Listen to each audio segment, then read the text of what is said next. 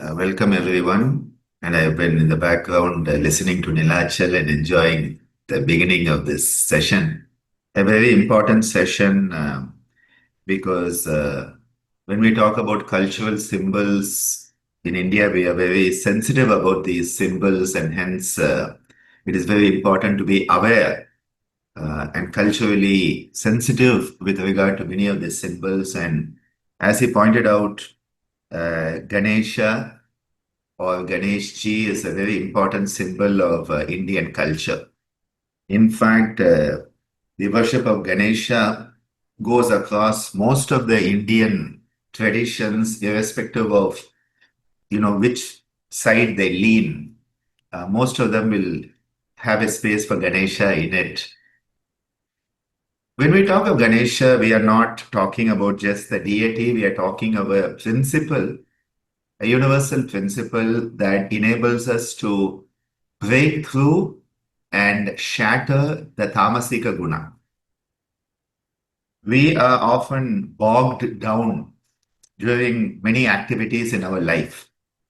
And especially when you want to start something new, there are going to be a lot of obstacles, lot of resistance, lot of inertia. And it takes great effort to get things moving. You know that when you put your car into the first gear, that is where it guzzles the greatest amount of gas. Because in my car, I keep on playing around to see how I can work on the best efficiency. I have it on a mode which tells me every moment whether I'm getting 50 miles or 5 miles or 0 miles. And it's very interesting. I played around, and when you are going into the first gear and getting the car moving, that is where it takes the maximum.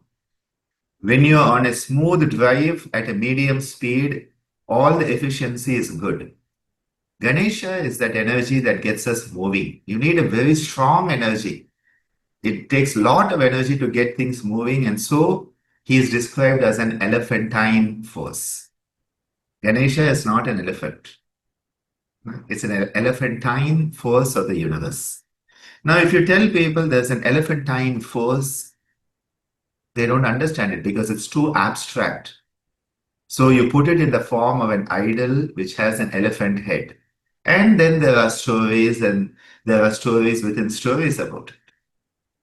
Again, with Ganesha, he is a very primitive energy, one of the most primitive energies. Hence, we say that you can see Ganesha in anything. You just have a lump of clay, and that's Ganesh Ji. If you go to many parts of India, in the south, our murtis, our idols are more refined, very well crafted. If you look at a Ganesha, it will be intricately designed. But especially if you go in the north, a very rough stone will be there. And they say that is Ganesha, and you have to really use your imagination to find Ganesha in that. Same thing even with Hanumanji also. It will not be a refined carving. That is more in the south. And part of it was with all the invaders who used to break our statues in the north. You make a beautiful statue, they're going to break it. So make it look so rough that they don't even know that's your statue. Huh? Same thing with the temples in the north. Make it so small and hidden that nobody knows it exists. To keep it safe from the invaders. In the south, we were lucky that they didn't cross the Vindalayas much, and so we had these huge temples we could build. Ganesha is an energy that we always invoke at the beginning of any endeavor. So you want to get in the car and get moving? Om Gang Ganapataye Namaha. Swamiji would never take off in his van or car without a Ganesha mantra and a Ganesha bhajan. It's a must. Before any puja, you first have a Ganesh puja. You start with Ganesha, and then whether it is Lakshmi, Saraswati, Durga, Shiva, that's secondary. First you start with the Ganesha because you get things moving. He clears the obstacle. Ammaji has given a definition of Ganesha as the obstacle to all obstacles. I think that is one of the beautiful definitions. He is called Vigna Raja. Vigna means an obstacle and the Lord of obstacles. And he can, tell them to get out of the way if needed. And so many times I have talked about Ganesha because he is the Lord of the Ganas. The Ganas are small energies that are like headless chickens. I call them the headless chicken energies. They don't know what to do. They have a little bit of power. Individually, they cannot do much, but when they gang up, they are very powerful. The Ganas, when they gang up, Ganas gang, okay? And that's why you need Ganapati to Gang Ganapataye. And the Ganas gang up on you. Huh? But each Gana on its own is nothing. It's just like a mosquito. It's just like one bee. But when you have hundreds of bees around you, it's not easy, right? When you have hundreds of Ganas, they're each pulling in one direction, it is tough. So Ganesha puts them all on a leash and gets them all moving in the same direction. And suddenly you have this powerful energy because of Gana Isha or Gana Pati or Gana Natha. Isha means Lord, Pati means Lord or the Master. And of course, Natha is also the Lord in different context. Now imagine our indignation when we find that these companies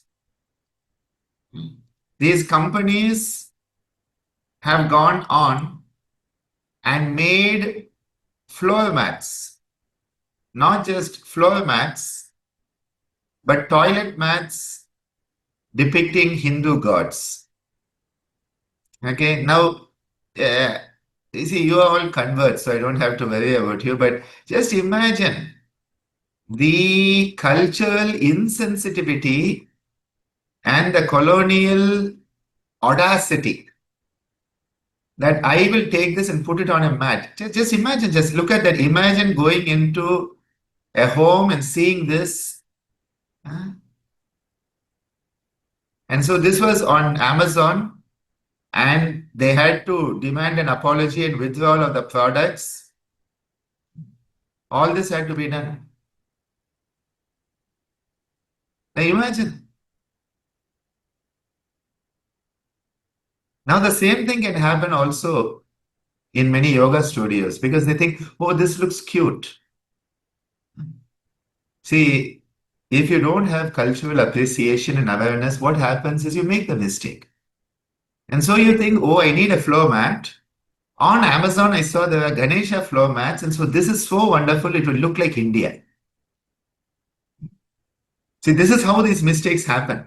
Not that someone says, I want to put down Indians and I'm going to put a floor mat with Ganesha and stamp on it. It doesn't, most of the time, it doesn't come from there, or at least I would like to believe it doesn't come from there. I think what happens is think it is cute. And again, even Ganesha on curtains, I don't know whether really it is culturally sensitive or not. I have a lot of questions about Ganesh Ji on t-shirts. Sometimes I wear a few t-shirts with Ganesh Ji and I ask myself the question, is it really correct or not? It's a very, very difficult one. Again, it's the way the people perceive it. In India, we are prohibited, I repeat, we are prohibited from using our Indian flag on clothes. In many cultures, they'll put their flag on a t-shirt or a cap and all. In India, on a shirt, you cannot have the Indian flag. It's a disrespect to the flag. You cannot have shoes in the colors of the Indian flag. You cannot. It's against our very ethics here. So you can imagine the type of importance given to the display of symbols in this culture. And so I remember someone brought me a pair of shoes from Brazil, which had on it the Brazilian flag.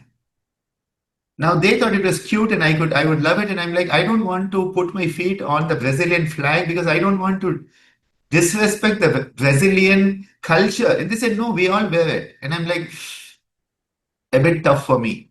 So this is how the symbols come in. So Ganesh ji is a very big target, and this is why we have to be very careful. Again, putting a Ganesha statue at the entrance of your studio, it can be both misappropriation and appreciation, depending on how you put it. You create a beautiful altar, you put it in a very respectful way, which is not close to the shoe rack. You put it in a place where people can come, fold their hands if they want, offer a small prarthana prayer to Ganesha. It is appreciation. But you have a shoe rack and you have at the top of the rack, you have space and you put a Ganesha, you put a Nataraja, you put a Shiva. It's totally out of context. So I think here we have to realize is that, where do you use it? What is the place you use it?